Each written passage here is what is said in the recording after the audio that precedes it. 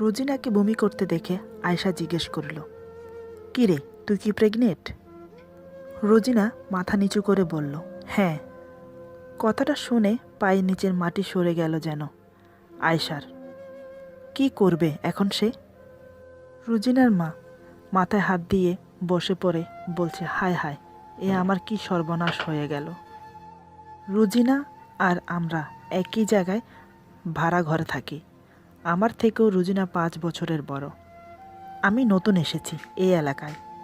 আমি, আমার মা বাবার একমাত্র মেয়ে আমি। রোজিনা 5 বছরের বড় হলেও আমার সাথে ফ্রেন্ডের মতো মিশত।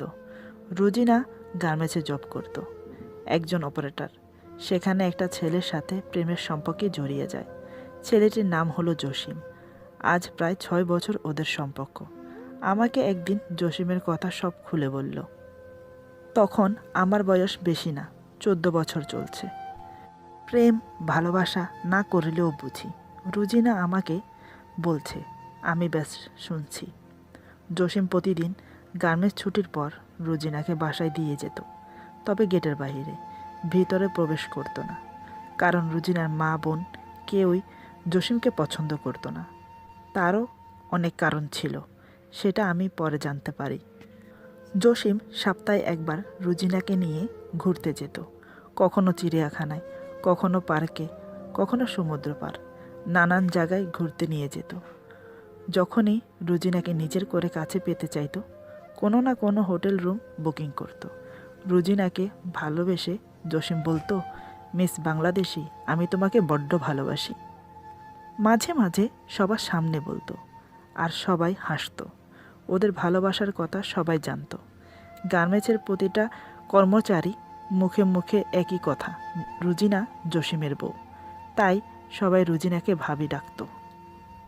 যতক্ষণ রোজিনা কাজে থাকতো সময়টাও খুব ভালোই যেত। বাসায় আসলে বড় বোন আয়েশা আর মা খুব কটু কথা বলতো। দিন তো খাবারও দিত না।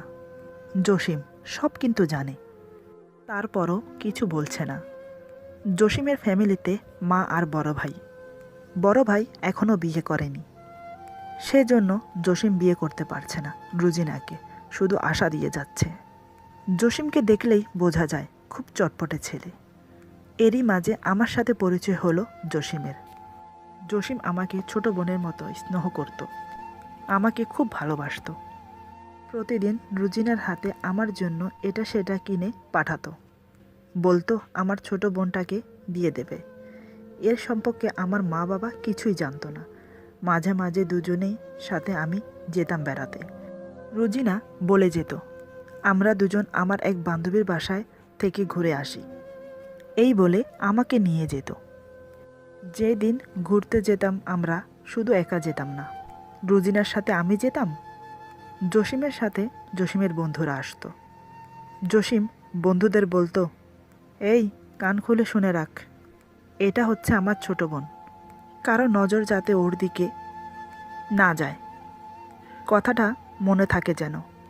ওর বন্ধুরা সবাই আমাকে ছোট বোনের মতো স্নেহ করত। কেউ চকলেট, কেউ আইসক্রিম, কেউ আবার চিপস এনে দিত। আমি নিতে চাইতাম না।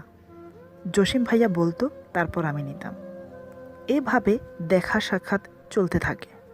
এরই মাঝে রোজিনা প্রেগনেন্ট হলো।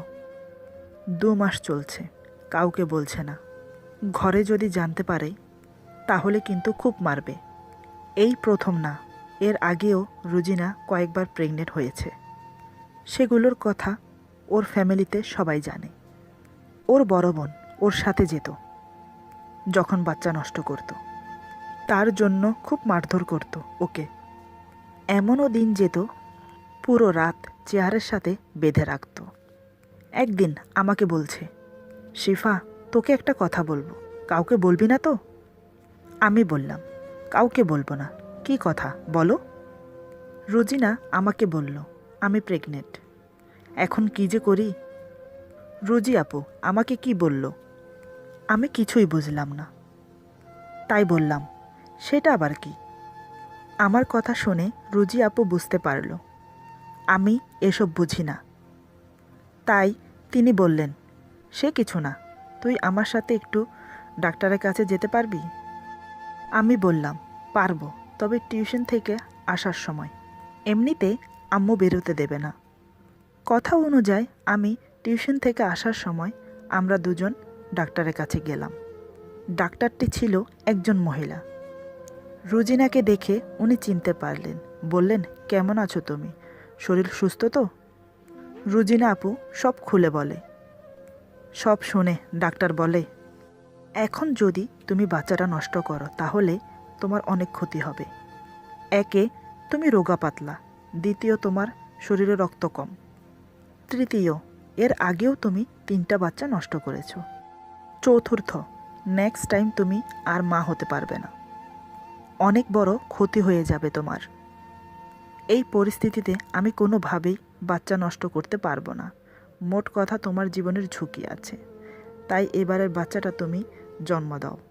ডাক্তারের কথা শুনে রুজি আপু অনেক ভয় পেয়ে গেলেন। কি বলবে বুঝে উঠতে পারছে না। ডাক্তার আরও কয়েকদিন ভাবার সময় দিল। আমার সামনেই সব কথা হয়েছে। কিছু না বুঝলেও সব আমি শুনেছি। বাসায় চলে এলাম। বাসায় এসে আরেক বিপদ। রোজিনা বমি করতে শুরু করলো। তা দেখে আয়েশা আপু সব বুঝে গেল। তিনি জিজ্ঞেস করলেন, কিরে, তুই কি আবার প্রেগনেন্ট? রোজিনা আপু কি বলবে ভেবে পাচ্ছে না। চুপ করে দাঁড়িয়ে আছে। আয়েশা আপু আবার চিৎকার করে জিজ্ঞেস করলো, কিরে, কথা বলছিস না কেন? তুই কি আবার প্রেগনেন্ট? রোজি আপু মুখে কিছু না বলে মাথা নাড়ল। ঠিক তখনই আয়েশা আপু পায়ে থেকে জুতো খুলে মারতে শুরু করলো। মারতে মারতে হাঁপিয়ে গেছে। কান্নায় ভেঙে পড়ে বলল, হারামজাদি, তোর লজ্জা করে না? আর কতবার এসব করবি? এই নিয়ে 4বার। আশেপাশের লোক কি বলবে একবার ভেবে দেখেছিস? মান সম্মান সব ধুলোয় মিশিয়ে দিয়েছিস। একবার মায়ের কথা ভেবেছিস? তোর জন্য বাহিরে মুখ দেখাতে পারি না, সবাই ছিছি করে। কেন করছিস এগুলো তুই? অমানুষটা তোকে ইউজ করছে। কোনো দিনও তোকে বিয়ে করবে না। তারপরও তুই বারবার ওর কাছে ছুটে যাচ্ছিস। আমি বাইরে থেকে জানালা দিয়ে সব দেখছি। সেই দিকে আয়েশা আপুর খেয়াল নেই। রোজিনা ওভাবেই মেঝেতে পড়ে আছে। রাতে বেচারিকে আর খাবার দিল না। সারা রাত না খেয়েছিল। পরের দিন রোজিনা রেডি হয়ে কাজে চলে গেল। এ ব্যাপারে জসিমকে কিছুই বলেনি, শুধু প্রেগনেন্টের কথা বলেছে। ডাক্তার কি বলেছে সেগুলো বলল। জসিম রোজিনার হাত ধরে সান্ত্বনা দিয়ে বলল, কিচ্ছু হবে না, সব ঠিক হয়ে যাবে। এবার লাস্ট, নেক্সট টাইম আমরা আর বাচ্চা নষ্ট করব না। এবারের মতো বাচ্চাটা নষ্ট করে ফেলো। যত টাকা পয়সা লাগে আমি দেব। তোমার কোনো ক্ষতি হতে দেব না। আমি তোমাকে বড় ডাক্তার দেখাবো। কোনো টেনশন করো না, ভরসা রাখো আমার উপর। সেদিন রাতে ওরা আবার সঙ্গম করল হোটেলে গিয়ে। ওই দিন রাতে রোজিনা বাসায় আসতে আসতে অনেক দেরি হয়ে গেল। রাত তখন 1টা বাজে। এত রাত পর্যন্ত কোনো গার্মেন্টস খোলা থাকে না। 10টার মধ্যেই ছুটি হয়ে যায়। তাহলে এত রাতে রোজিনা কোথায়? সেই টেনশনে আয়েশা আপু ঘরের মাঝে পায়চারি করছে আর রোজিনার জন্য ওয়েট করছে। 1টা বাজে যখন রোজিনা ঘরে প্রবেশ করল, অমনি আয়েশা আপু ওকে চেপে ধরল। জিজ্ঞেস করল, কোথায় গিয়েছিলি এত রাত পর্যন্ত? রোজি আপু বলল, কাজ ছিল। আয়েশা আপু গর্জিয়ে উঠে বলল, ওই অমানুষের সাথে রাত কাটাতে গিয়েছিস তাই না? তোর লজ্জা করে না? বিয়ে ছাড়া একটা পরপুরুষের সাথে রাত কাটাতে তোর বিবেকে বাঁধে না? লোকজন ছিছি করছে, সেগুলো তোর চোখে পড়ে না? একটা কাজ কর না, মরে যা তুই।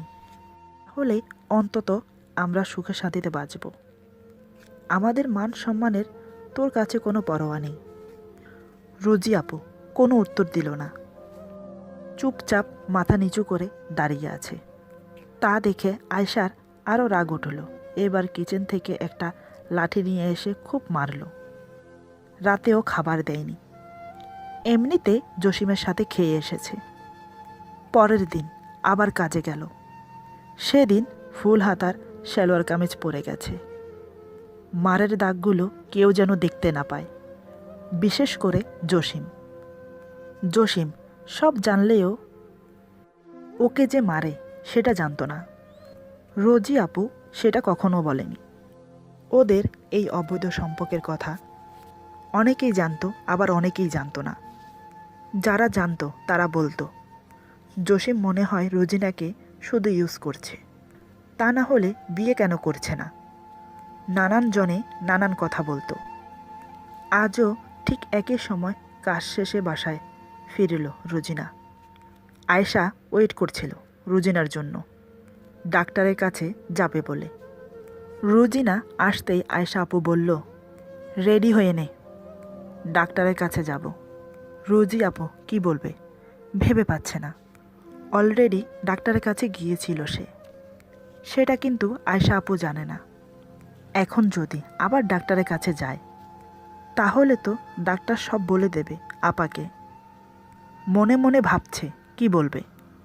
রোজি আপুকে চুপ থাকতে দেখে আয়েশা আপু আবার বলল, কিরে চুপ করে আছিস কেন?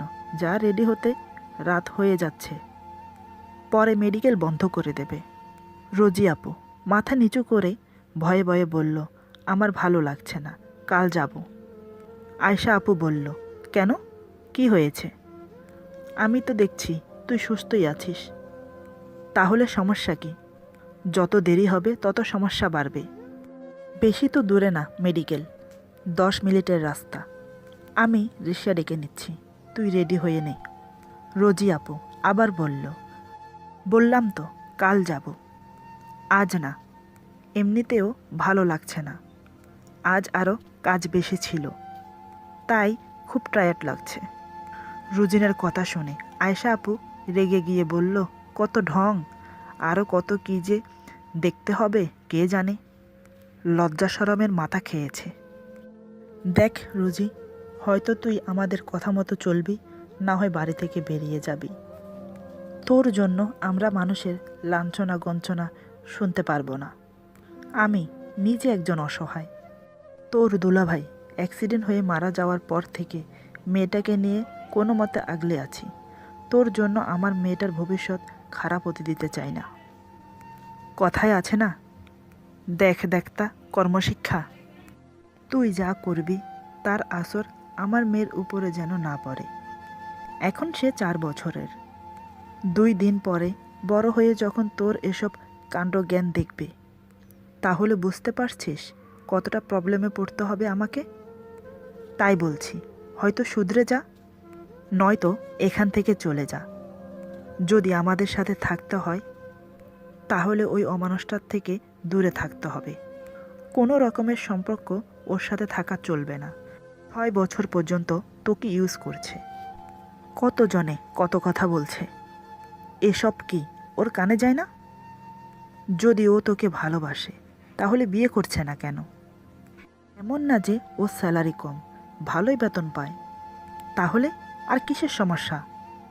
এখন তো তুই শুধু মুখে বলছিস বিয়ে করার জন্য, যখন জোর করবি তখন দেখবি তোকে ছেড়ে পালিয়ে যাবে। ওর যা চাই তা তো পেয়ে গেছে, খালি ঢোলা নিয়ে ও কি করবে? দেখ, তুই যদি ওকে ছেড়ে নিজেকে শুধরাতে পারিস তাহলে আমরা এই এলাকা ছেড়ে চলে যাব। রুজি কোনো কথা বলল না, মাথা নিচু করে সব শুনে যাচ্ছে। পাশ থেকে রুজির মা আয়েশাকে উদ্দেশ্য করে বলল, তোর কথা ওর এক কান দিয়ে যাচ্ছে আর অপর কান দিয়ে বেরিয়ে যাচ্ছে। আমাদের কথা যদি শুনতো তাহলে আরও আগেই শুনতো। আমাদের জন্য ওর কোনো পরোয়া নেই। রুজি আপু আর কথা বাড়ালো না, চুপচাপ রুমে চলে গেল। রাতের খাবার না খেয়ে ঘুমিয়ে পড়ল। সকালে কাজে যাবার সময় আয়েশা আপু ডেকে বলল, একটু তাড়াতাড়ি ফিরিস, ডাক্তারের কাছে যাব তোকে নিয়ে। রুজি আপু মাথা নেড়ে চলে গেল। যাবার সময় আমাকে বলে গেল, কাল শুক্রবার আমরা বেড়াতে যাব, কেমন? আমি সম্মতি জানালাম। আর কথা বাড়ালো না রুজি আপু, কাজে চলে গেল।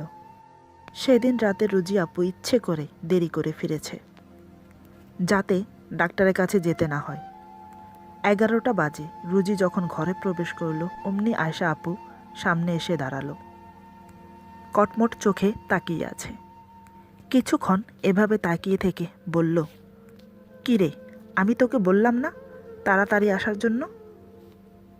তাহলে এত লেট করলি কেন? এখন তো মেডিকেল বন্ধ হয়ে গেছে।" রুজি আপু কি বলবে ভেবে পাচ্ছে না, চুপ করে দাঁড়িয়ে আছে। আয়শা আপু আর কিছু না বলে কিচেন থেকে লাঠি নিয়ে এসে মারতে শুরু করলো। ওদের চেঁচামেচি আমাদের রুম পর্যন্ত আসে।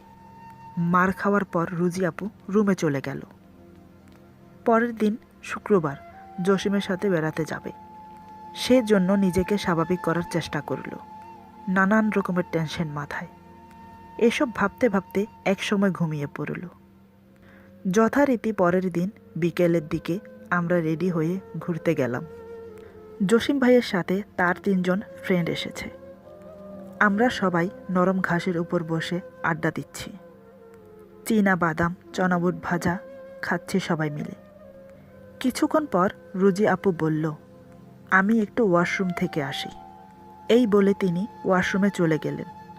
আমি জসিম ভাইয়াকে বললাম, "ভাইয়া, আমি কিছু কথা বলবো আপনার সাথে।"